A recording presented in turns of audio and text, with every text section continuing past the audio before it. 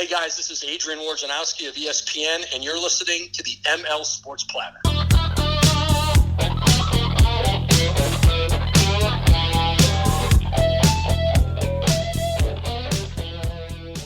And the ML Sports Platter back with you all over the major platforms like Spotify, Google, Apple, Stitcher, Deezer, and anywhere else you get your podcasts. Go ahead and download, subscribe, leave feedback, and a 5-star review. We are brought to you by Liverpool Physical Therapy, Axe Exotic Pets, and our great friend over at Mass Mutual New York State. That's Brian Comboy. Get your financial future in order today with Brian. You might have a youngster heading off to college, or you're prepping for retirement early.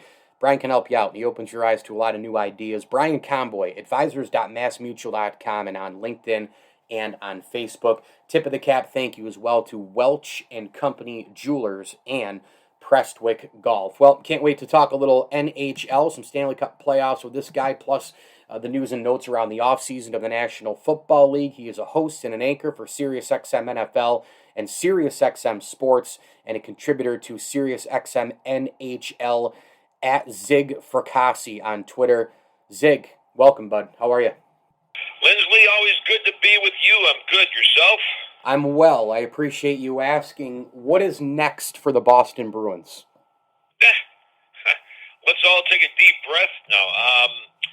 It was a good, you know what, Mike, I think a lot of people thought that maybe this was a disappointing season. I viewed it as actually a successful campaign. Just to summarize, they obviously had to play in the different division, to play with the Washingtons and the New York teams and everything like that. So, and they revamped the defense, and they had to wind up using 4 goalies and a multitude of forwards. So I think overall, people might be disappointed, but I actually viewed this in a different prism of this as actually being a very good year for them.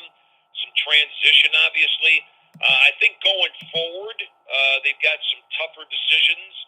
Obviously, they're not going to have Rask for the start of next season, if at all, because of the surgery that he's going to need for his torn labrum for the hip. There's a real good possibility Krejci might not be back. Some other people, Sean Corrali, Jake DeBrus, they got some decisions to make there. So what I can see happening is they re-sign Taylor Hall, give him a nice deal. The guy they got from Ottawa at the deadline, Mike Riley, really stabilized the defense. I think they wind up pushing for a couple of free agents because they've got the cap room to do it. And it wouldn't shock me if they either signed a free agent goalie or traded for one. So I think the Bruins are still in good shape. But at the same time, Mike, they started to sort of renovate the team with the losses of Krug and Chara. I think they're going to start doing more of that this year. It's almost like Madison Square Garden. A couple of years ago when they finally redid the place, they did it in sort of levels. That's what this is akin to, what the Bruins are doing on the fly here. And I think they'll be back in contention next year with some enhanced bottom 6 and maybe some different goaltending depth. Do you see them getting involved in the Jack Eichel sweepstakes? Good question. Answer would be no. I think a couple things here. One, they almost have, Mike, what's sort of known as the Bergeron salary cap, if you will, because he's the guy, the linchpin of the team, and he makes just under $7 million a year. Eichel obviously is on the books for $10 million, so I think from one thing, the salary doesn't fit. And number two, any trade talks, I would think, Kevin Adams, if he's smart, he's going to ask for either McAvoy or Pasternak as part of a package back, and I don't think Boston wants to do that. Although I floated the idea out there that just from a due diligence standpoint, if I'm Don Sweeney, I might see what would be out there for a Pasternak. In other words, if I could shore up 2 positions and maybe consider making some kind of deal, I would at least look at it, but I don't think they're going to do that. So, but back to your question, I would say no, because the price is going to be too high. And then, like if in Boston's case, Mike, would they agree if Eichel wants to have that surgery that has not been performed, on an athlete in a sport like that? Would they be the ones to agree with it? I don't know if they would take that chance. So long answer to your question would be highly unlikely. What do you see when you watch the New York Islanders play hockey? They to me are a a typical Lou Lamoriello, Barry Trotz type of team. Mm-hmm. And what that is you don't have the biggest stars, although Barzal, I mean, the way he emerged in the Boston series and then scored yesterday, he's emerging as that superstar. But they have four lines that are deep. They are so defensively responsible. I mean, I was in awe of watching them yesterday after I did my NFL show. I wound up watching the game again because I taped it. And, Mike, I mean, they kept Tampa Bay, a proficient offensive team, to the perimeter. They're like fiends when they forecheck. So they pressure the defense, even if it's Hedman or McDonough, two of those accomplished guys back there. They're relentless on the forecheck. They don't give you anything. And if they do slip up, then you've got the goalie there to, protect the day, so to speak. So I thought they played a superb game one. I think Tampa will bounce it back, though. I think they were woken up in this game. But I will tell you this. They don't have the stars, but they all play their system well. And when you can roll four lines like that, they're an awfully tough team to beat. That's what I see with the Islanders. Who comes out of that series and who wins Vegas and Montreal? I still think Tampa comes out of it. Although what I would be a little concerned about is, the Islanders obviously played in that tough East division, which I thought by far was the most difficult. Whereas Tampa, yeah, they were a top-heavy division because Florida was good, Carolina was good, and then the rest of them were not very good. But Tampa's got the pedigree of the Stanley Cups.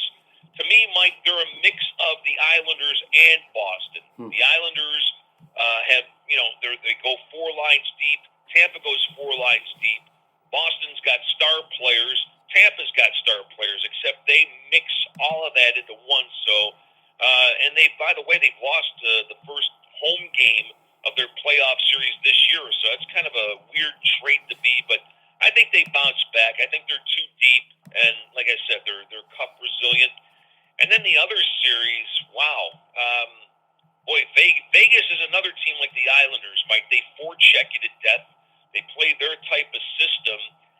I think they probably edge out Montreal because I just got to wonder, as wonderful as Carey Price has been, Caulfield's come on and really given them a push.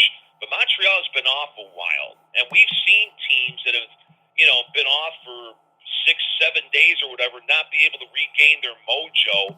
I just got to wonder how this transcends. And then, the Canadians now traveling first time, into the United States and with the enhanced protocols. And, oh, by the way, it's like 115 out in Vegas. So you got to wonder if they don't feel the effects of that. So I'd probably shade towards Vegas in that series.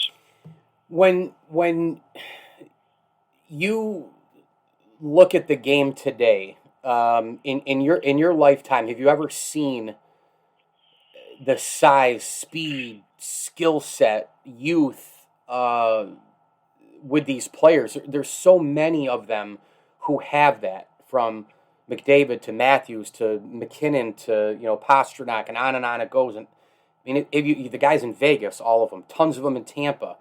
Have you ever seen that collection of those things in the game? I think the game is as good as it's ever been because of it.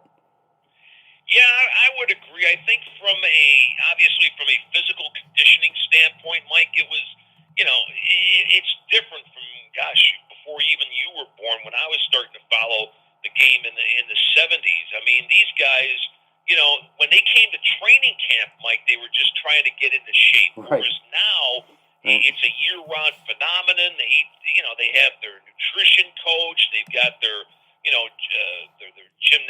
not gymnastics, but the physical coach. They got coaches for everything, basically. So I think from that standpoint it has. I think from the overall type of game standpoint, I don't think we'll ever see what we saw in the mid to late 80s and early 90s, is that run and gun again. There's not going to be guys, I don't think, scoring 92 goals in the season like Gretzky did, or like Brett Hull and all that. I think that era is gone because I think now the game has become a little too systemized, if you will. Especially when all else fails, Mike, you can play the left wing lock, you can play the 1-3 trap and all that kind of stuff. So I don't think we'll ever see the scoring aspect, but I think just from, the speed, the skill level and that kind of thing, the game is quite different. I think, the biggest thing too now is the goaltending. Yeah. Where back then it was so primitive, and now, I don't think we're at the Garth Snow age anymore, where the guy looked like Frankenstein in goal. But the actual goaltending, the Vasilevskis of the world, the Varlamovs, guys like that, that's where I think it's better. So I think the athleticism and the goaltending makes the game much different than, say, even back in the 60s and 70s to the run and gun days of the mid to late 80s and early 90s. I think that's exactly it. I think you nailed it, because I think, outside of Ken Dryden, Bernie Perrin, etc., into Billy Smith, Grant Fuhr, those guys were still giving up a bunch of goals because it was the era, but they were the best at stopping the puck. But then, man, a huge percentage of the league, you just have to look back at so many of the clips, and I'm not taking anything away from Gretzky's record-setting numbers and all the rest, but man, there are so many occasions where a goalie's, topsy-turvy, he's falling over, he's way out of the crease, he can't see the puck, he's moving around with no stick and control. It's such a different game in net. Oh, absolutely. And then, obviously, you had those goalies you mentioned, and then I think when Waugh and then, of course, not the Dominator in Buffalo started playing that, that style that nobody actually saw before. Then now all the teams had to have the next Dominator and everything. And then also would change the game, and maybe not for the better.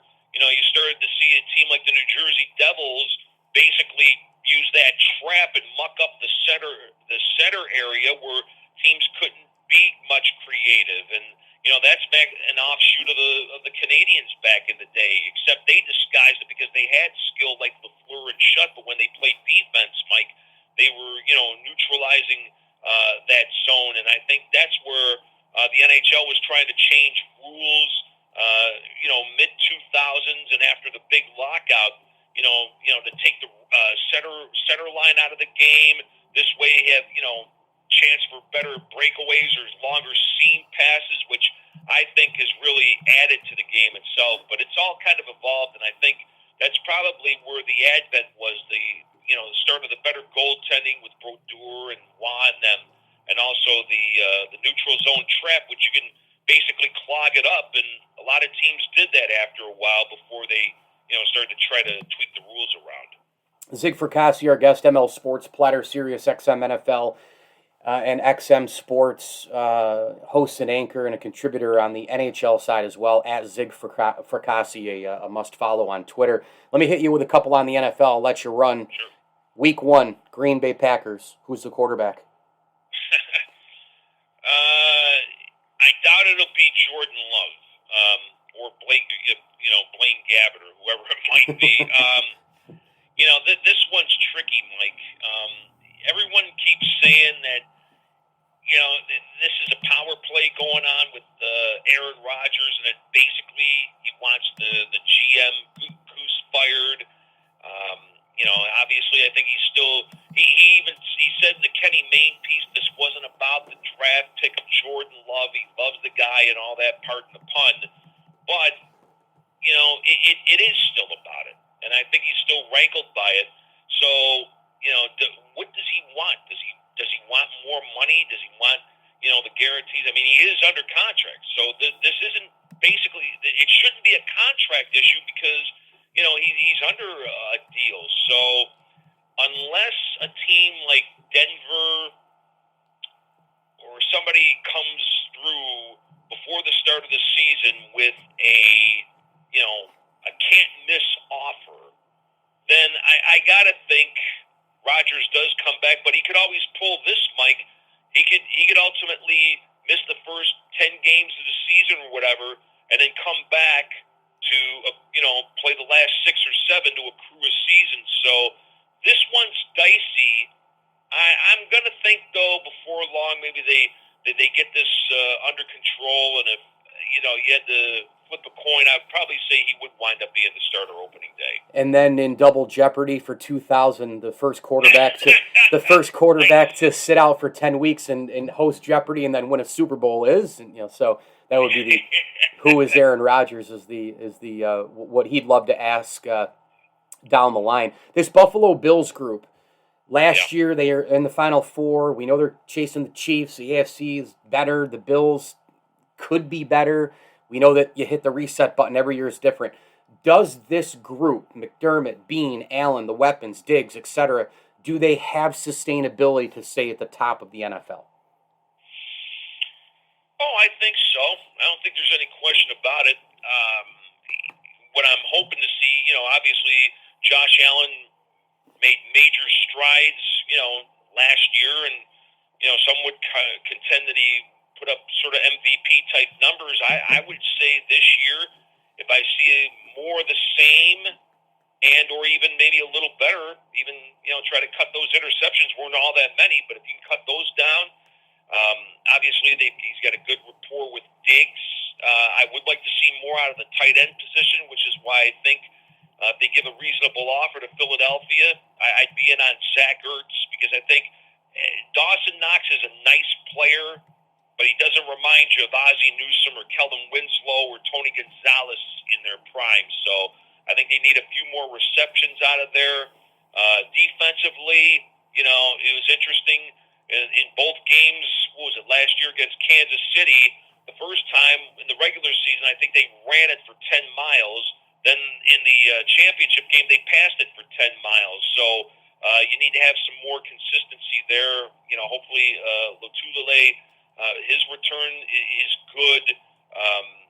Maybe just get some extra pressure from the front seven in terms of getting to the quarterback, and obviously you're set in the defensive backfield. I think the thing, Mike, that to me to watch is now they are considered a favorite.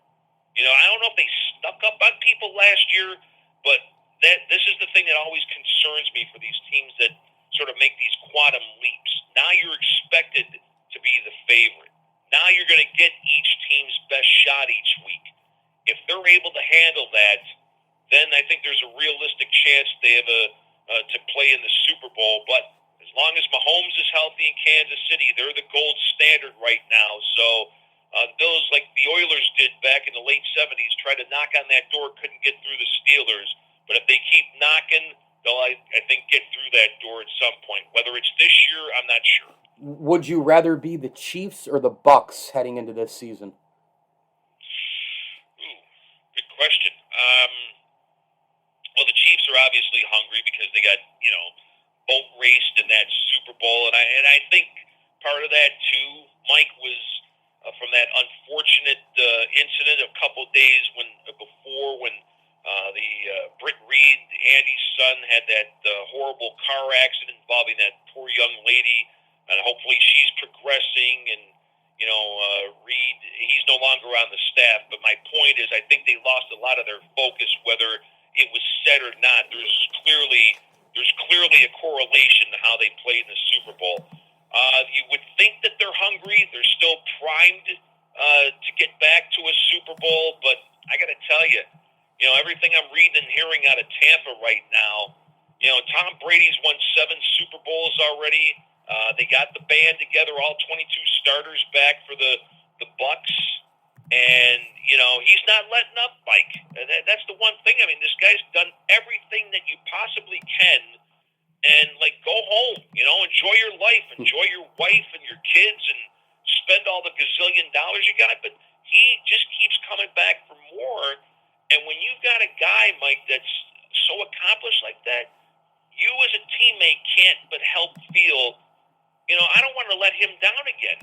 So, Super Bowl letdown, that's a definite possibility. But with Tom Brady and that, I don't know if I see it. So, answer your question, I'd probably want to be Tampa Bay here. I think I got a real shot to repeat for the first time, since his Patriots teams in the early 2000s were repeat Super Bowl champions. So I would not bet against TB12. I agree with you. The path seems to be clearer, too, from competition standpoint. who knows if Green Bay goes down a little bit because Rodgers isn't there and he's on another team, could be out of the conference. Even if he is there, I mean, who's the next best team? I don't really know. You've got some weak teams in the North. Maybe the Bears are better. Maybe the NFC East. I think Tampa should be better than pretty much all of those clubs. The West is obviously the fascinating place with the Rams at Stafford. Yeah. Seattle should still be good. They win 11, 12 games every year. San Fran has a Super Bowl-ready roster. What happens at quarterback, Trey Lance, etc. But the AFC is loaded. I mean, Sig, the AFC is loaded, man. Kansas City, Pittsburgh should be all right. Cleveland. Baltimore and Cleveland are really good. The Bills, I mean, this is going to be, and oh, by the way, I think the Chargers could be the up-and-coming team in the conference with Justin Herbert. That's my reasoning for picking the Bucs, because that AFC is just so freaking full. Well, and Mike, just to further the point on Tampa, you look now in New Orleans, no Drew Brees. And then you got Atlanta. They traded Julio Jones to Tennessee, and then Carolina. I think they're on the ascend. I like what Matt Rule's doing there, but they're still a team that I think is a ways away from at least contending for a wild card spot. So right there, you figure you got to have at least 5 or 6 wins there, and then boom, you win a couple other conference games, maybe one from the AFC. Tampa may be good to go again. Final question.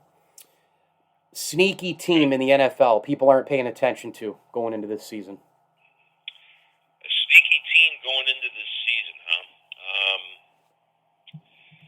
That's a good one. I don't know if I would. Well, Jacksonville, I would not call them sneaky, but obviously, they've got a fresh approach with Urban Meyer's the coach, and Trevor Lawrence so decorated as a collegiate quarterback, and made some nice moves in the off season. They could be one, Mike, that I think. I don't know if they're going to win. They ain't going to win a Super Bowl, but I think they could at least contend a little bit in their division, maybe surprise some people. So I wouldn't sell them short. And then, you never want to sell New England short. And I know everybody's on the, it was all Brady and Belichick didn't have much to do. That's BS. Bill Belichick, I would take him over probably 28, 29 of the coaches any day, because the guy knows the rules inside and out. He's an X and O genius. And he actually had them playing fairly competitive last year, although it was clear Cam Newton was compromised with injuries and inconsistent play. But then they spent a boatload of money, whether it was the tight end position, they added a couple of receivers. New England, Mike, spent a boatload of cash for the first time ever, really, in the Kraft Belichick era. And I think if Cam Newton, obviously his hand's an issue, and they got their quarterback of the future now in Mac Jones, but if Cam comes back and is moving along like everyone says he is in terms of year number 2 of the offense, all those additions, you're going to get Hightower back now on defense from sitting out last year. Whether Gilmore stays around or they trade him remains to be seen. But I think this might be a year that I'm not saying they're going to be the Patriots of old, but I wouldn't sleep on the New England Patriots just yet. So enhanced talent. I think Belichick's motivated. Cam's motivated. New England could be at least a wild card team and maybe a little bit more this year. Get him on Twitter at Zig Fracassi, the terrific host and anchor, SiriusXM NFL and SiriusXM Sports, and a contributor to SiriusXM NHL. Zig, thank you, bud. Appreciate it. Anytime, Michael. Thank you, bud. As far as teams to watch, in the NFL upcoming in 2021, I think you've got a lot, actually. And look, the ones that are obvious are Tampa Bay, Buffalo, Green Bay, Kansas City. Those are the obvious ones. But I think when you kind of get through the upper echelon, and you look at the mid-level to low-level teams, kind of along the lines of that. I asked him, Zig, the sneaky question, because I didn't know if he had an idea of a team maybe that went 6-10, 7-9. They were in that window, or 500, could take a big leap that nobody sees coming. New England, they're not sneaky from the sense of coverage because Belichick's still there. They have plenty of figures on that team, including Cam Newton, who get a bunch of media coverage. Obviously, they just spend a ton of money. They're just close, to Tom Brady. I mean, being the quarterback. So they're not sneaky from the standpoint of media coverage and all the rest, but they could be sneaky in terms of being a playoff team and somebody difficult to deal with. I would put the Patriots in that category of sneaky and teams to watch. Watch out for, I should say. I tell you what, I would put another team in there. I'd put the LA Chargers. I mean, I think they've got a roster that is really, really great, and Justin Herbert is a phenomenal talent. I'd throw them in there. I'd throw the Bengals in there because it's all about Joe Burrow coming back from the ACL. I can't wait to see what he brings to the table. The Arizona Cardinals made a lot of moves in the offseason. They had a pretty good draft. Last year when they had the Hail Murray play to beat Buffalo, after that play, Buffalo had a bye week. Arizona completely tumbled down and had a horrible rest of the season, finished 8-8, and the Bills finished in the Final Four.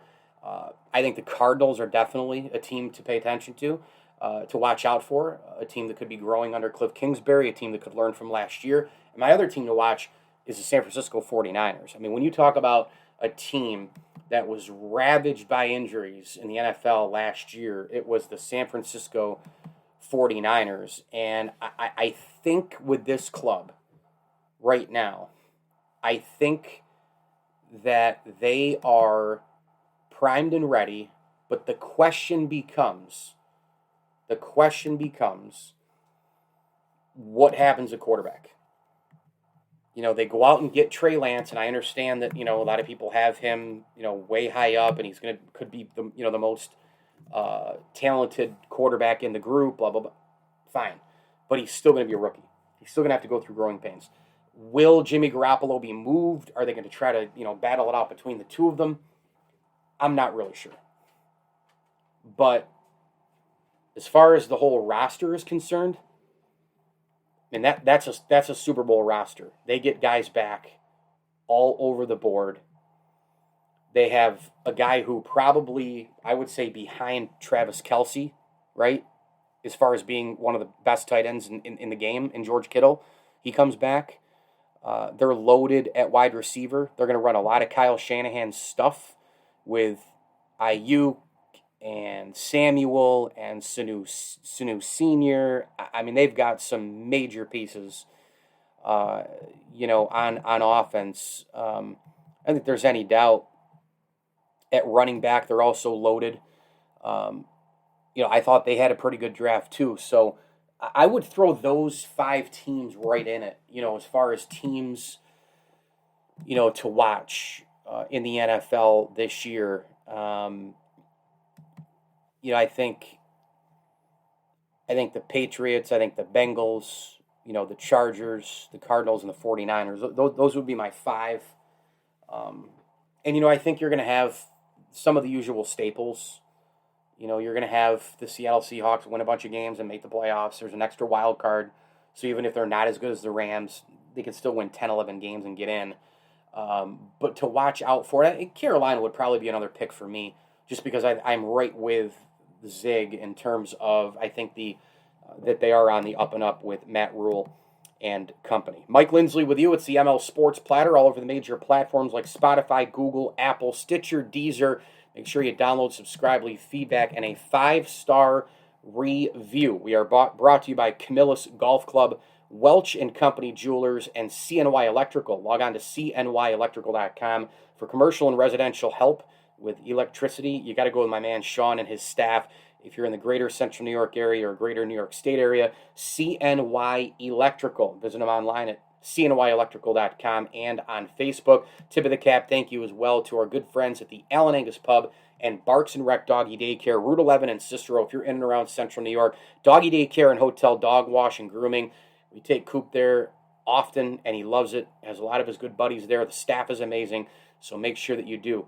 Bring your pup for a day of play at Barks and Rec. Big time thanks again to Zig Fracassi from SiriusXM NFL and NHL and SiriusXM Sports. Get him on Twitter at Zig Fracassi. That's at Zig, Z-I-G, Fracassi, at Zig Fracassi on Twitter. Get me on Facebook and on Instagram, ML Sports Platter, Twitter at Mike L Sports, and you can, of course, be on the lookout for my ML Sports Take and 9-minute videos across all the social platforms like Twitter, Facebook, TikTok, YouTube, and Instagram and IGTV. As I always tell you, enjoy the games.